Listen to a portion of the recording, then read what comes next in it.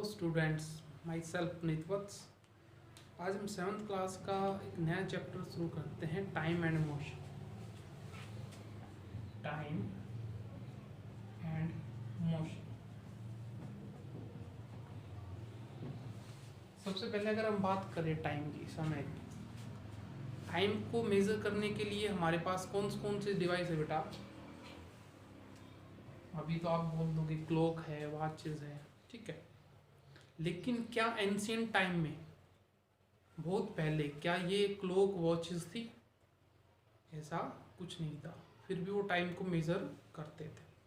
उनके पास क्या क्या डिवाइस थी जब एंशियंट टाइम में टाइम को मेज़र करने के लिए? उनके पास सनडायल होता था, उनके पास सैंड क्लॉक होती थी, उनके पास वाटर क्लॉक होती थी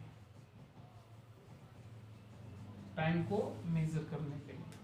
नहीं, हम तो हमारे जो बुजुर्ग हैं जिनके पास ये भी नहीं था, वो समय का अंदाज़ा लगाते थे कि हाँ इतना समय हुआ होगा, दोपहर हो रही है, शाम हो गई, ठीक है।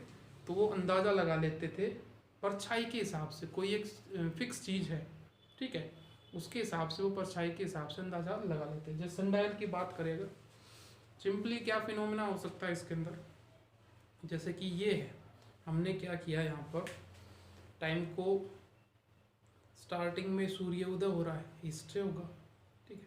ईस्ट से जब इसकी परछाई जा रही है, जिस डायरेक्शन में, जिस साइड में परछाई जा रही है इसकी, कुछ इस प्रकार की फॉर्मेशन होती है, जिस साइड में जिसकी परछाई जा रही है, ठीक है, वहाँ पर सुबह के समय अब देखा हमने 7 बजे के करीब, तो जहाँ पर परछाई जा रही है वहाँ पर हमने मार्क कर दिया, जैसे कि 7 लिख दिया।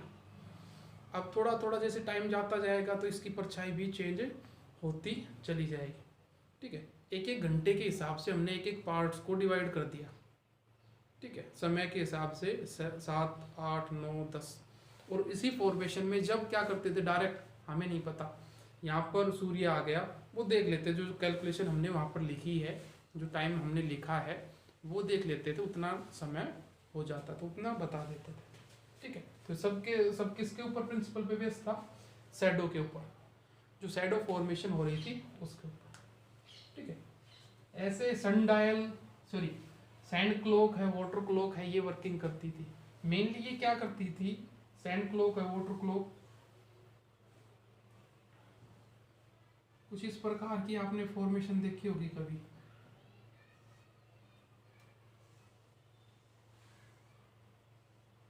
यहाँ पर जैसे मिट्टी भरी हुई है, बिल्कुल स्मॉल होल रहता था यहाँ पे, बिल्कुल छोटा सा होल, ठीक है, मिट्टी भरी हुई है यहाँ पर, ठीक है। इसको इतनी मिट्टी होती थी, उसका अंदाजा लगाते थे कि भाई ये क्या करता था, एक जैसे स्टॉप वॉच काम करती है ना, सेम उसी प्रकार से काम करता था। क्लॉक की तरह काम नहीं करता था, स्टॉप वॉच की तरह काम करता था, जिसमें फिक्स टाइम मेजर करता है। जैसे कि इतनी मिट्टी इसके अंदर भरी हुई है कि ये 1 घंटे में इसको अगर उल्टा करेंगे तो धीरे धीरे उस छेद से, उस होल से इसमें भर जाएगी। तो ये किसकी तरह काम करता था? एक तरीके से स्टॉप वॉच की तरह काम करता था, मतलब फिक्स टाइम को मेजर करता था। ऐसे ही 1 आवर के इंटरवल हैं, हम इजीली मेजर कर सकते थे। तो ये कुछ एंशियंट टाइम में क्या थी, हमारे पास डिवाइस थी टाइम को मेजर करने की। उसके आगे आते हैं हम, जो मेन चीज पढ़ेंगे, फिक्स टाइमिंग देखी हमने यूनिफॉर्म मोशन के हिसाब से। वो कहाँ पर देखी हमने? जिसमें टाइमिंग सेम लगती है, चेंज नहीं होती, ठीक है। ये एक साइंटिस्ट थे, उन्होंने क्या किया, एक जैसे कि झूमर होता है ना, लाइटनिंग होती है, वहाँ पर एक जैसे चमगादड़ है, ठीक है, बैट, वो उसने उसको पुश किया और वो ऐसे ऐसे पेंडुलम की तरह झूलता रहा। उसने वहाँ पर उसको काउंटिंग के हिसाब से टाइम नोटिस किया, तब उसने पाया वहाँ पर कि जो पूरा एक साइकिल है, जैसे कि यहाँ से गया और यहाँ पर आया, इसमें जो टाइम लग रहा है, स्टार्टिंग में क्या होगा, स्पीड तेज होगी, ऐसे ऐसे घूम रहा था, यहाँ से वहाँ गया, वहाँ से यहाँ आया, उतना ही टाइम कब लगा, जब उसकी स्पीड बिल्कुल कम पड़ गई थी, इतना डिस्टेंस कवर कर रही थी, जितना इतने डिस्टेंस कवर करने में जो टाइम लग रहा था, सेम एग्जैक्ट वही टाइम जब वो धीरे धीरे स्पीड कम हुई और ऐसे कम डिस्टेंस कवर करने लगा, उतना ही टाइम लगा, मतलब कि टाइम के अंदर कोई चेंजमेंट नहीं आया। तब ये पेंडुलम का कुछ इजाद हुआ था।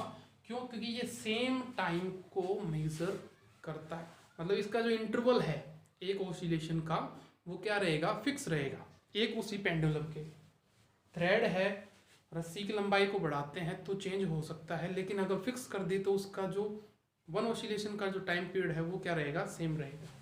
देख लेते हैं। अगर पेंडुलम की फॉर्मेशन देखो पहले आप, हमने क्या किया, ये रिजिड स्पोर्ट है, यहाँ पर एक रस्सी से और यहाँ पर एक मेटल बॉल को बांध दिया जिसको बॉब बोलेंगे, BOB, ठीक है। अब क्या किया हमने, इस बॉब को पकड़ के, मेटल बॉल को पकड़ के इधर ले आए और इधर से छोड़ दिया। इधर कितना लेके आए, यहाँ पर इतना ले आए, ठीक है। इधर फिर कितना वापर गया, ये इधर। इस पोजीशन को बोला गया है, जब रेस्ट पे होगा तो मीन पोजीशन। इस पोजीशन को किससे डिनोट किया गया है बेटा, मीन पोजीशन। इधर जितना गया है या उधर जितना गया है, इनको बोला गया है एक्सट्रीम पोजीशन। एक्सट्रीम पोजीशन, ये भी क्या हो गई, एक्सट्रीम पोजीशन। मीन पोजीशन जो बिल्कुल रेस्ट के ऊपर पोजीशन है, इधर मैक्सिमम जितना गया है या उधर मैक्सिमम जितना गया है उसको बोलते हैं एक्सट्रीम पोजीशन, ठीक है।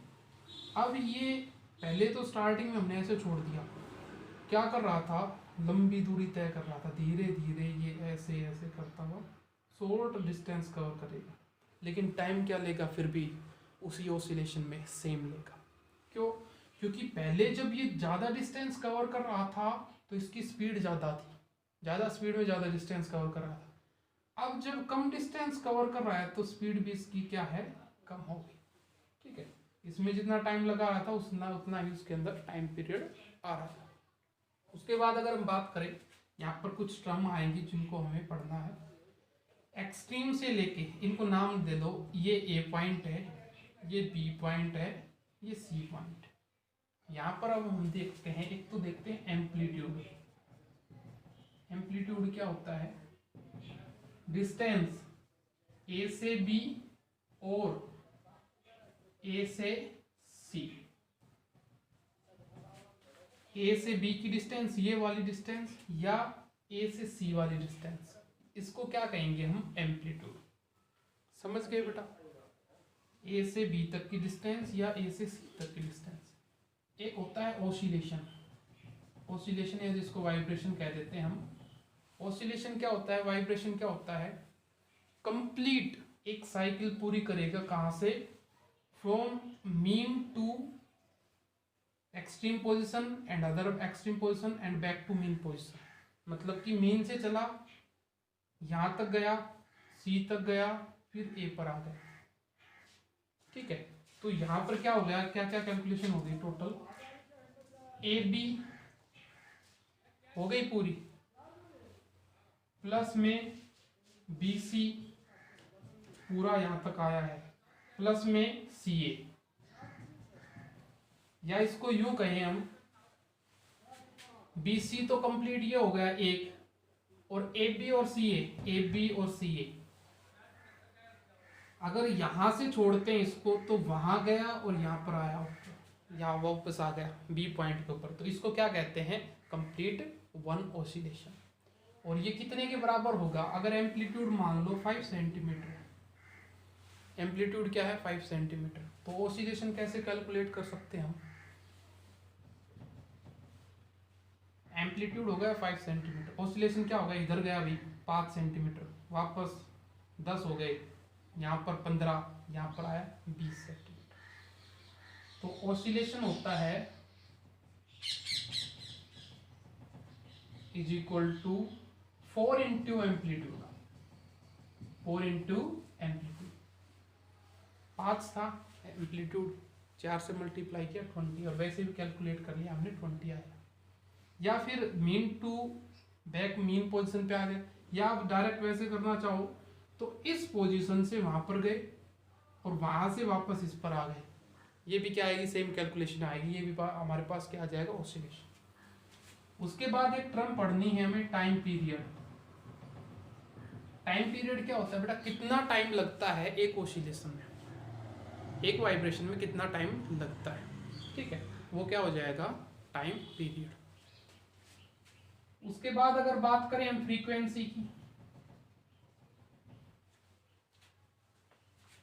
एक सेकंड में कितने वाइब्रेशन हुए हैं, या वाइब्रेशन डिवाइड बाय 1 सेकंड, या जितने सेकंड में हुए, मान लो 50 वाइब्रेशन हुए हैं 2 सेकंड में, तो फ्रीक्वेंसी आ गई 50 डिवाइड बाई 2, 25।